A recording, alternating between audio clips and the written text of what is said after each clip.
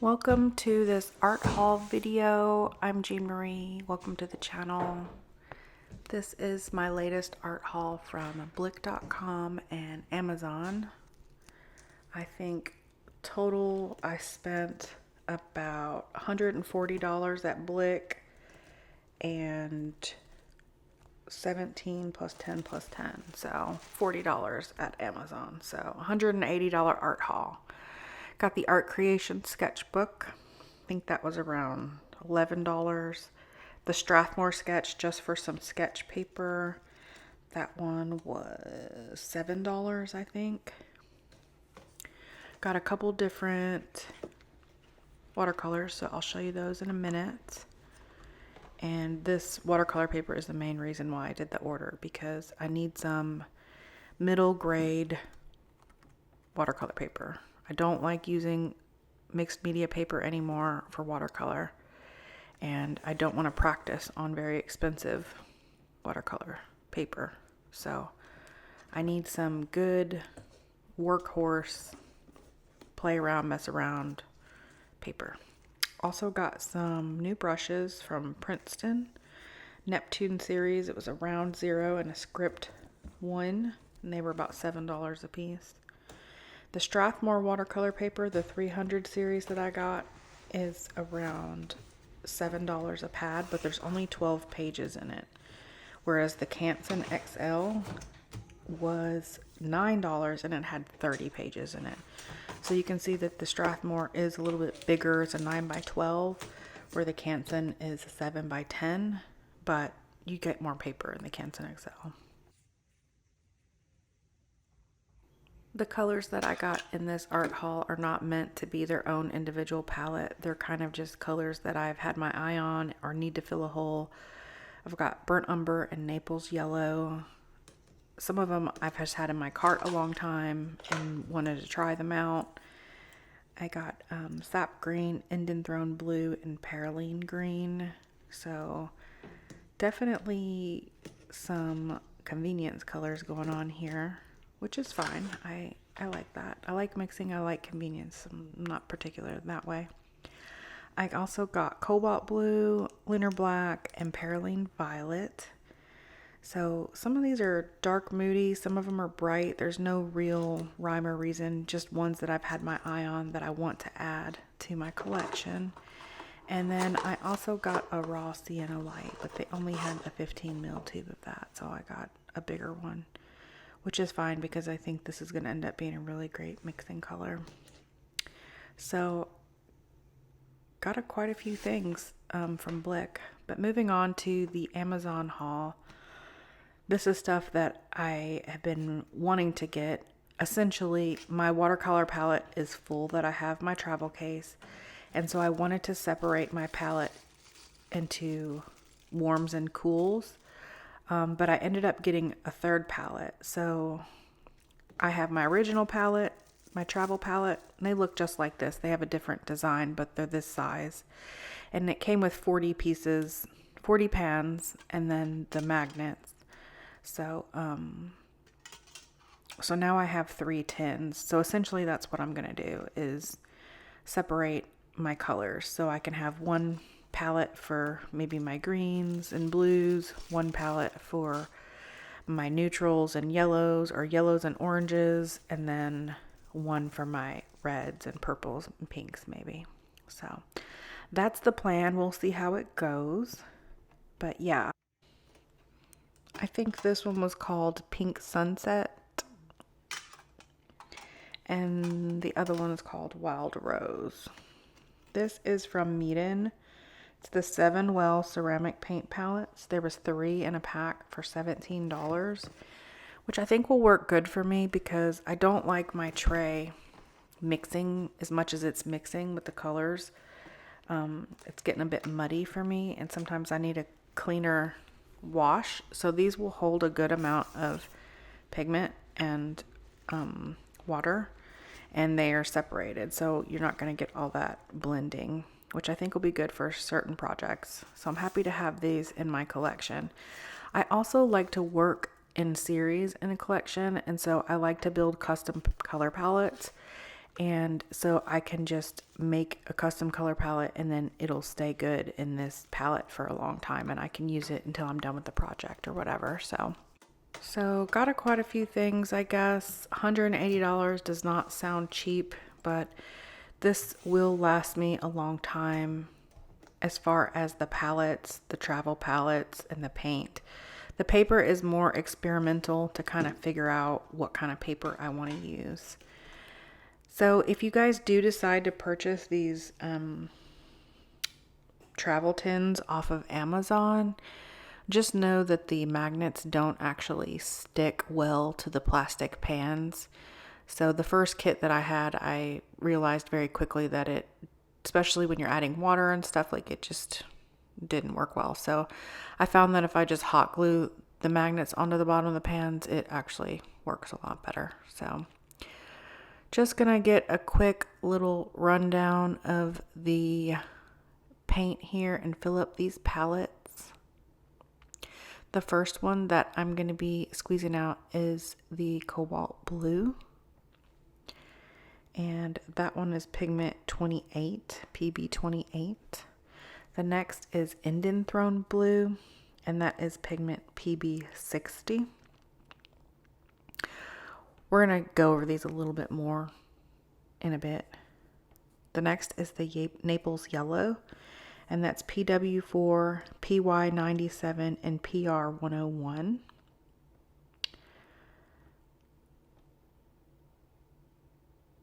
Then we have the raw sienna light, and that one is PY42. It's much brighter on this paper, and the Naples yellow leans. They're both warm colors for sure. Then we have our sap green at PO48, PY150, PG7. And our Paraline green is going to be PBK31. Then we have our Paraline violet, PV29. And I think last is Lunar Black, and that one is PBK11. Oh, don't forget burnt umber there at the end.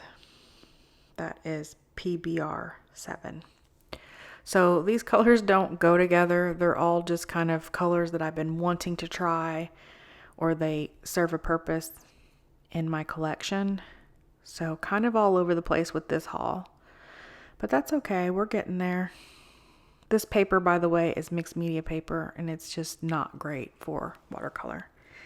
One thing I did last year was start to make swatches of my colors instead of keeping my colors in a book like I've done in the past. And this has been a real game changer. So if you haven't done this yet and color is your inspiration, I would highly recommend this because you're able to build color palettes so much easier by moving things around.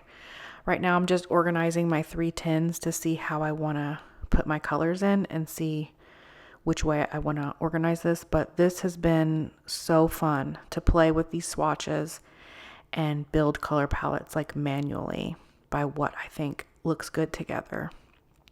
You know, there's a lot of ways to do it for sure, but I definitely enjoy being able to put things side by side and kind of be like, that vibes, that doesn't vibe. And it makes it a little bit more interesting when I'm making my limited color palettes, I think.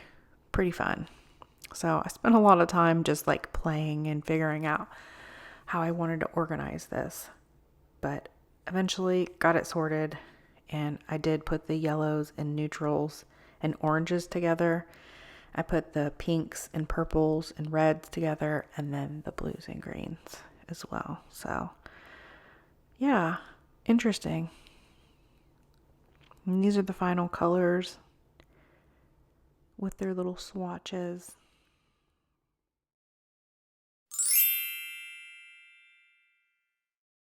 Hello. Okay. Just doing a quick little check-in here. I'm really excited about these watercolor papers. The truth is that I like to start. The truth is that I like to start in sketchbook And a lot of the sketchbooks that I've been using lately are very mixed media, and they're not really great for watercolor, I'm noticing.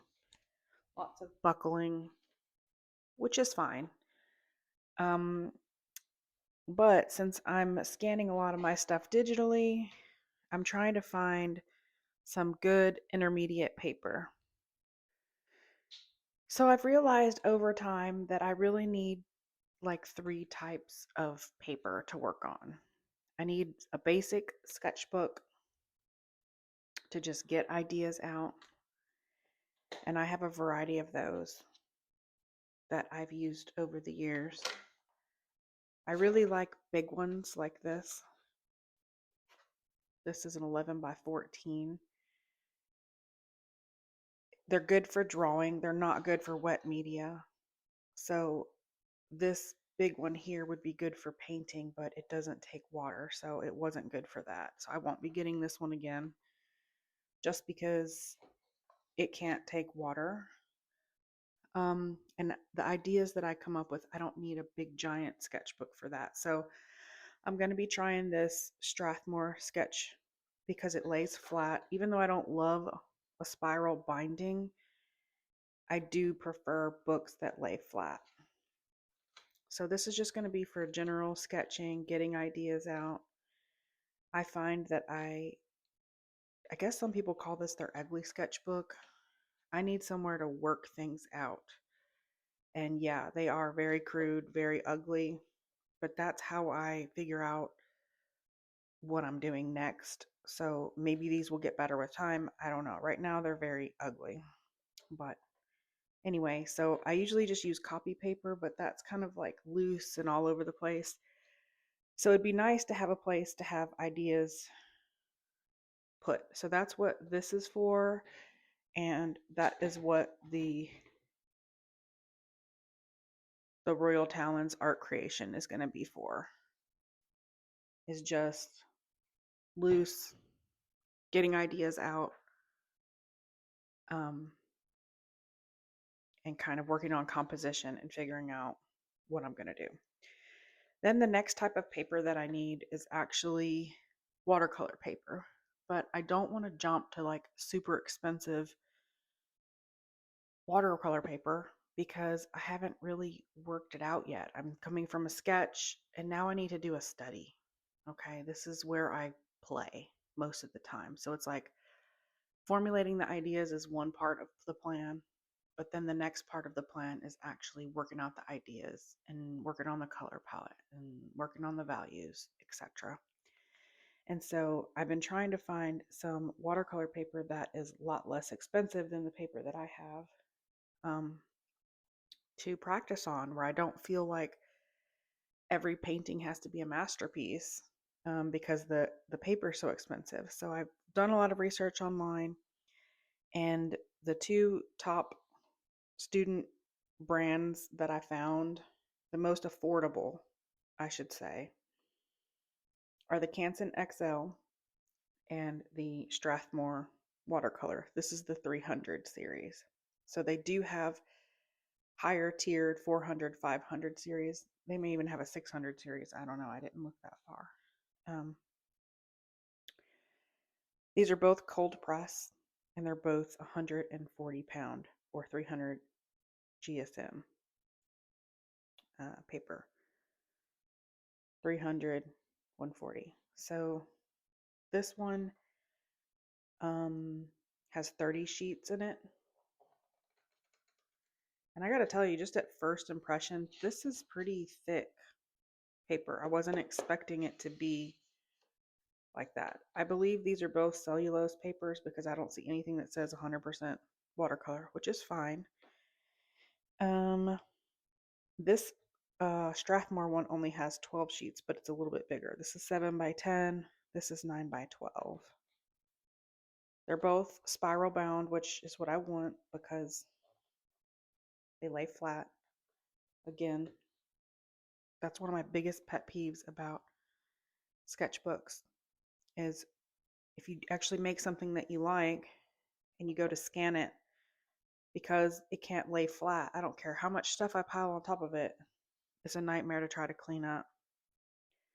Plus, it just annoys me, the seaming and the bend. It just doesn't make me happy. So we're going to try spiral bound for a while. So yeah, so even this paper feels pretty good. I would say at first glance, this Canson paper feels a bit stiffer, thicker. Could be because of the size, where this is a bigger size. Maybe it just feels different. They're the same weight. They're both cold pressed, so I'm not really loving that because I prefer a hot pressed paper. But I didn't see any like student grade that were actually uh, hot press. They're probably out there. I just eventually just had to pick something. So we're going to compare these two over time and see which one I prefer for doing studies on. And then after I actually get a good idea of what I want the painting to be, like for final artwork, I do want to start selling original paintings. Then I have a much higher quality Arches paper that my mom had purchased me several years ago, and I just haven't been able to use because it was just so expensive. Like, I feel too much pressure using it to just play and experiment. I'm not wealthy. So I feel better about having this kind of paper that I can play and experiment. And then if I do find something that I really want to try to make, then I have that really good paper to try to sell originals. And I have professional watercolor now that I feel confident will last, light fast wise. You know, I didn't want to sell any work that was made with student paints, original work. Um, but I'm fine with using student paint on these because if anything turns out good in these, then I can just scan them. I wouldn't probably sell the original, but I may be able to scan them. They're both very white, which I love. That's one of the things that I'm not too excited about with this art creations book. It's got that very yellow paper, which I knew that going in, but because of the affordable price, I was just like, it's worth it to have that, be able to take this with me and to jot some ideas down. I will be trying out different mediums in this. Like, I've already started here with watercolor and ink, and then I went back and added some shimmery stuff. But it did not take watercolor well at all. And this was about 2 layers of watercolor. So not loving it for watercolor, probably won't be using that again in here. But I do have other supplies I'm going to try. So I've got gouache, I've got some markers. What do these call them? I forgot. Tombow markers. I'll try those. I've got some acrylic inks and then colored pencils. And I have watercolor color pencils as well. So I'm going to try that. I feel like that might be a good compromise because you don't want to use that much water in here. And when I do regular watercolor, I do use quite a bit of water because I like a lot of bleeding effects. So traditional watercolor is not going to work in here, even though it says on here watercolor. It's definitely not for watercolor. So I wouldn't do that in here unless you were just like, it just doesn't move. I'm going to be honest. It just does not move at all. It sucks right into the paper.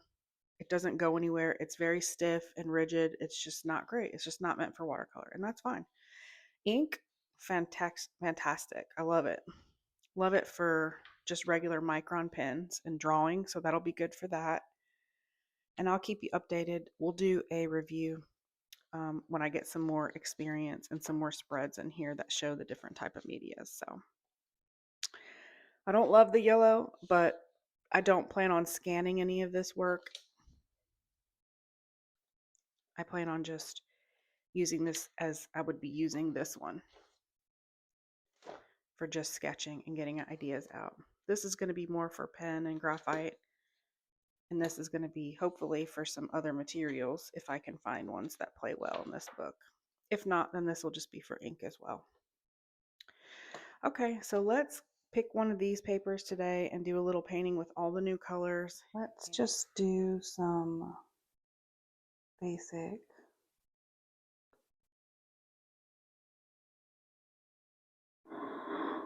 wave shapes to see how this paper takes water, to see how the pigment moves. It looks pretty heavyweight, so I think this would actually work really good for mixed media. I don't actually like mixed media paper for watercolor. It just, the pigments just sit there. It's not great. I think it's better for gouache, but I couldn't say because I've used it for gouache, but I haven't done like an intentional experiment to really pay attention. But I've been working a lot with watercolor lately, and I've definitely put all my mixed media papers to the test. And they are not great. Not great for my watercolor. Student grade or professional. We're not going to take this down because I want to see how much water this can hold on its own. See if it curls up. Okay, this is already 1,000 times better than mixed media paper for watercolor. The thing with mixed media paper is it seems to like soak right in where you can't push the bead of pigment around. Whereas like good watercolor paper, it soaks in, but it also allows some flexibility. It doesn't just like dry immediately. So this does have that feeling a little bit more than the mixed media paper, which is cool.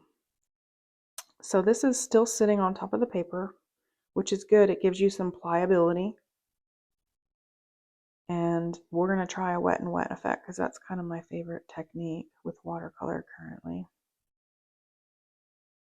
And this seems to be allowing me to push the pigment around without soaking in right away. It's not bleeding anywhere. It's doing great, actually. Now this part is already dried on this side. So if I were to have to go back and do wet and wet, I would have to re-wet this because this is already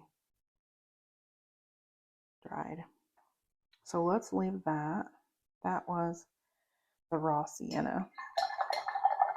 Let's do some of this Naples yellow and compare. I feel like the Naples yellow might have more white in it, but I don't have the pigment numbers in front of me, so I'll put them up if I can. See, this is great. This is perfect for what I need. Just simple, coming up with ideas, playing with paint. These sketchbooks that I've been trying, I had some Arteza ones, I had one from Michaels, I had one that somebody had gifted me for Christmas. They were all like drawing paper. The Arteza one was a mixed media, and so it's either that or I've been using like really expensive Arches paper. And while that paper is great, it's just I don't know. It's like I don't feel like I can waste it. You know what I mean? Like This pack of paper, I think, was maybe around $11. I'll have to look it up. And the Strathmore paper was even less expensive, but of course it only had 12 pages in it, which is why I got two of them. But I think it was around the same amount. It was like $12 for 24 pages. So let's move on to this burnt umber. The sepia is definitely more cool, and so this is more my warmer brown.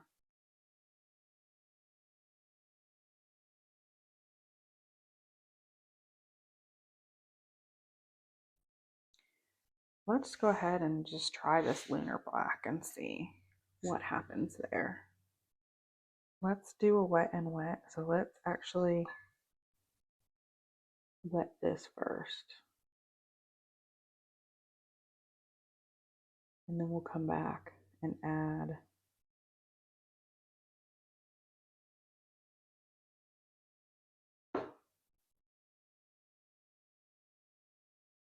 the black. Let's see how much time we have. I know that the thicker paper gives me a little bit more time. But generally speaking, you gotta move kind of quick. Doesn't seem to be puddling too badly, which is good.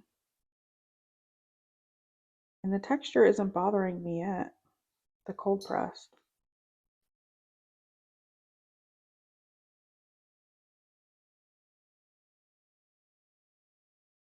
I think this will be good for coming up with ideas, like not like in sketches, but like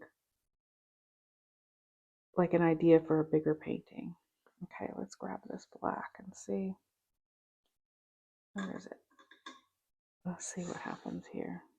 Yeah, this is more like regular watercolor paper, like, oh, thank God. Yeah, I was just getting really burnt out of either using super expensive paper or paper that's not meant for watercolor.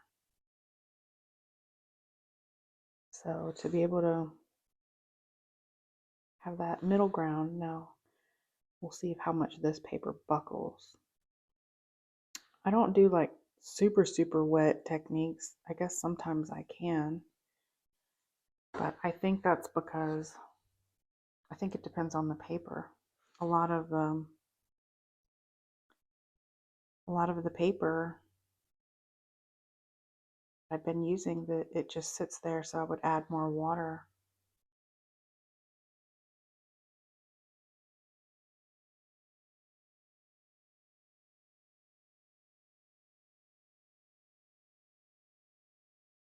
Gorgeous. Gorgeous, gorgeous. I don't know when I would ever use this lunar black. I'm going to be honest. I just really loved the granulation of it, so I didn't know if I was going to mix it with something or what. I didn't really have a specific plan. I just really wanted to add a black. And this is the one that I wanted. I almost got lunar blue instead of this black, but I had already gotten cobalt blue because I wanted that one for mixing, and Indian throne blue. So I was like, maybe next time.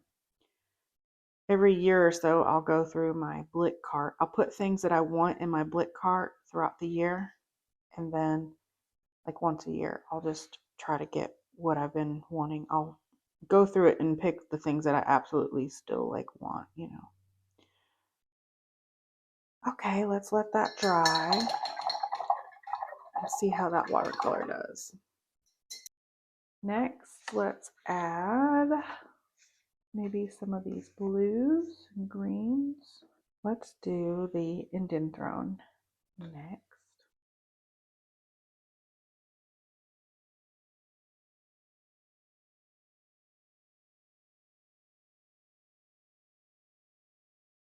This is just such a beautiful color. Where the indigo is very moody and deep and rich, this feels like a, I don't know, like a true blue to me. Like a, you could wash it out or layer it up.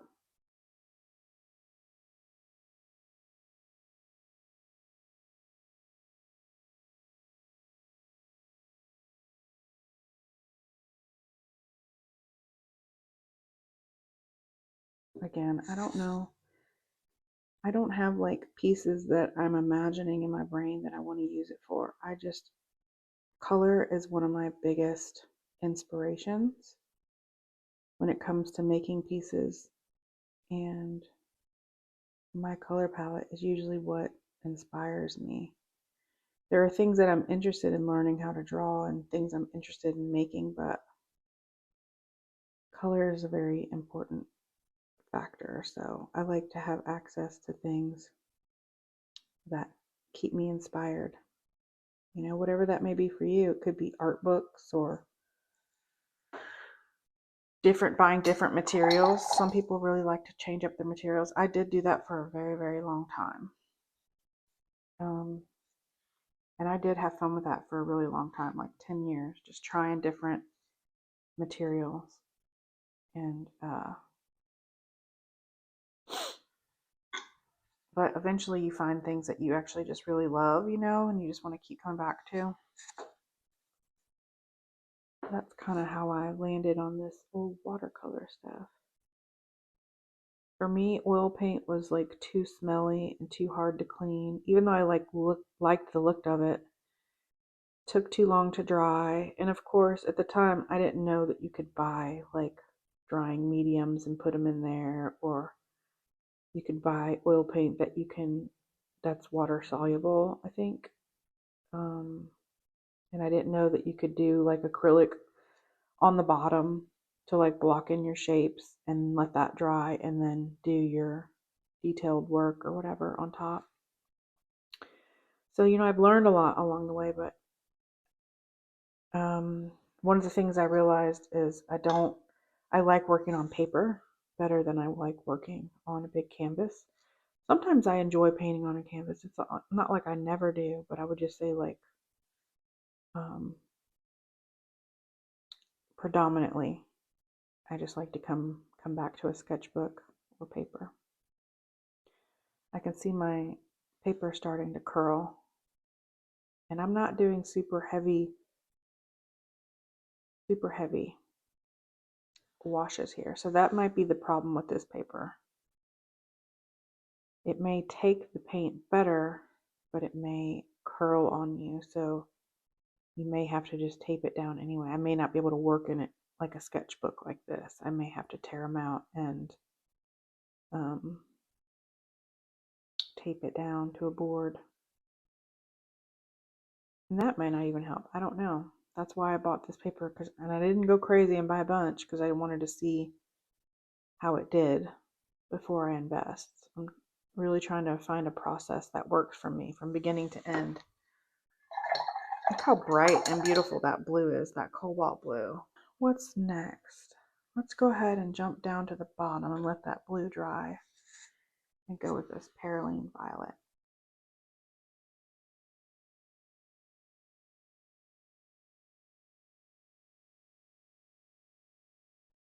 That's the sap green, and that is a gorgeous green. Yeah, beautiful. All right, our last color is this Perylene green, and this is a color that looked gorgeous online, but I've yet to fall in love with it in person.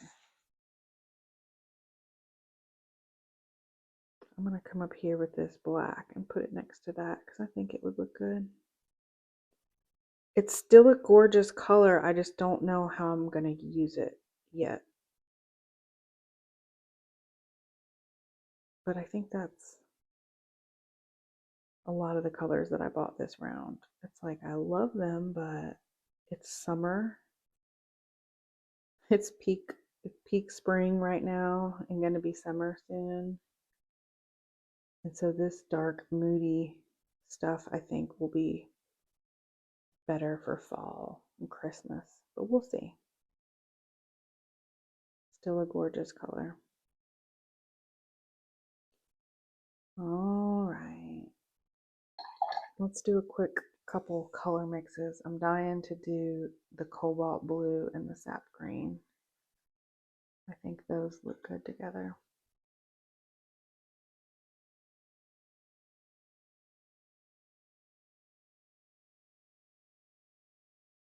Okay, that's more of like a springy green when you mix those two together.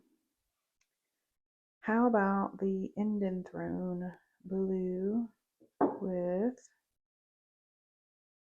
how about this Naples yellow? What kind of mix does that give us?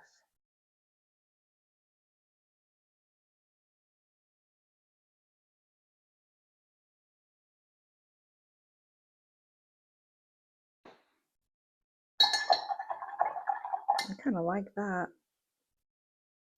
Let's see. Let's do the Perylene Violet with the Cobalt Blue. See what we get there.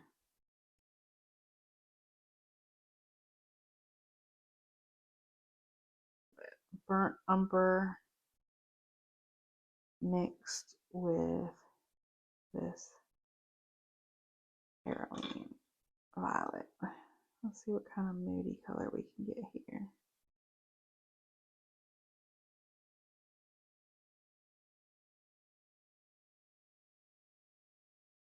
And that's a gorgeous color. So far this paper is holding up really well. See how this moves on this paper. Let's add some water. Not bad. Not bad. You can spread this around pretty easily, much better than mixed media paper. So I would say if you're a watercolor person, skip the mixed media paper, even if you like to layer, because this paper I think will be a great first layer for watercolor, and I'm pretty sure you'll be able to add on top. It moves the pigments much better. Drop in some stuff. Let's see what kind of effect we can get. Let's try a bit of clear water blooming and see what happens here. See if we can get any effects going, or if this is all just for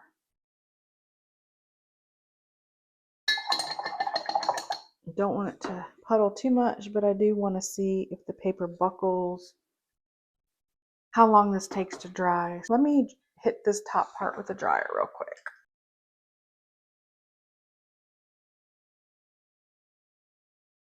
This paper curled quite a bit from me drying this top corner, so I'm just going to stretch it for a minute.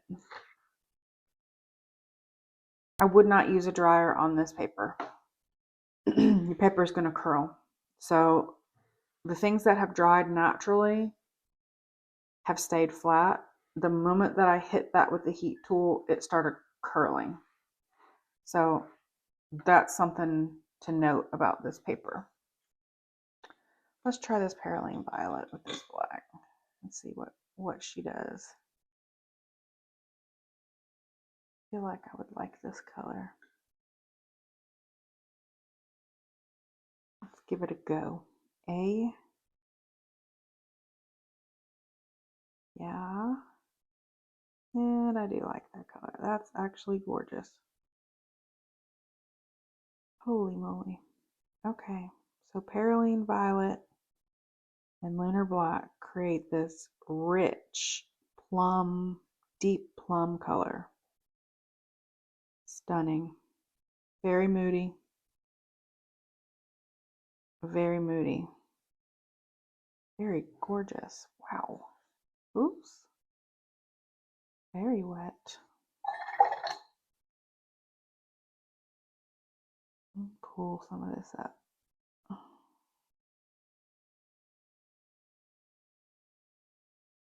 So water is sitting on top, the second layer. not blending. Too much water, I think. So it's limited, which we expect, right? It's not the highest grade paper, but let's just see what that looks like in a few minutes here. Naples yellow.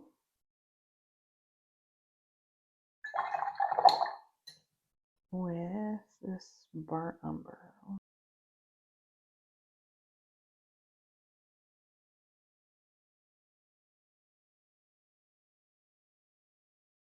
So that is a very bright and warm brown.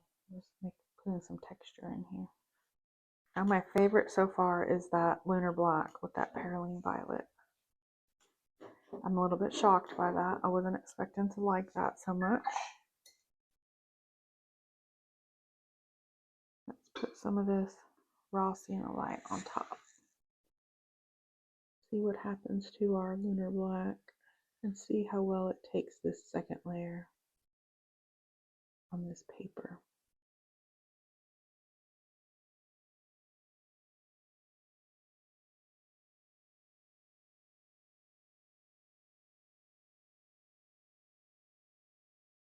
Let's see how it does with a second wash. It's holding up fine. It's holding up fine for a second wash. Add a little more water this time and see if it pills or anything. Do a little more scrubbing. No pilling. The pigments are still moving. Like that's already almost too dry to do wet and wet. And I just put that down. So I don't know that this is going to be the best paper for wet and wet. I think this is going to be good paper for layering and glazing. Okay, so yeah. Look at this curlage. That's pretty significant. So I would say your wet and wet techniques, not the best for this paper. I feel like even this is going to scan better in my scanner. Like if I put it in like this and lay something on top of there, but that's the biggest problem that I have with this paper is the curlage. Now it may not have done it that much had I not used a heat tool. So if you're patient, I'm just not very patient. Like with watercolor, I'm still learning to paint in different areas and things. Overall, I feel like this is a really good option. I would say probably 6 out of 10. I don't use 7 when I rate things. I think 7 is a cop-out number. So you have to pick either 6 or 8. It's either good enough to be an 8, 9, 10, or it doesn't quite meet that yet. So that makes it a 6. So I feel like it's pretty good. Probably a 6. This is probably going to be good practice paper. Now, if you're somebody who just does light washes and does layering maybe and doesn't do like wet and wet effects, this paper is probably fine. You may not ever need Arches watercolor paper. If you draw simple motifs, and scan them in. But I will report back when I know more. I just wanted to show you really simple flat washes and the paper didn't move at all. It was perfectly fine. So as long as you're not doing heavy wet and wet, this is great paper. This is the Strathmore watercolor paper. The 300 series, the 140 pound, 300 gram, 9x12 cold press. And these are still my good watercolors. And this stuff is not moving. It is just soaking right in. Immediately in. I just went over this little spot right here. But it is not a smooth blend. You cannot go back and rework it. I'm not loving it for watercolor in this capacity where you're doing large washes.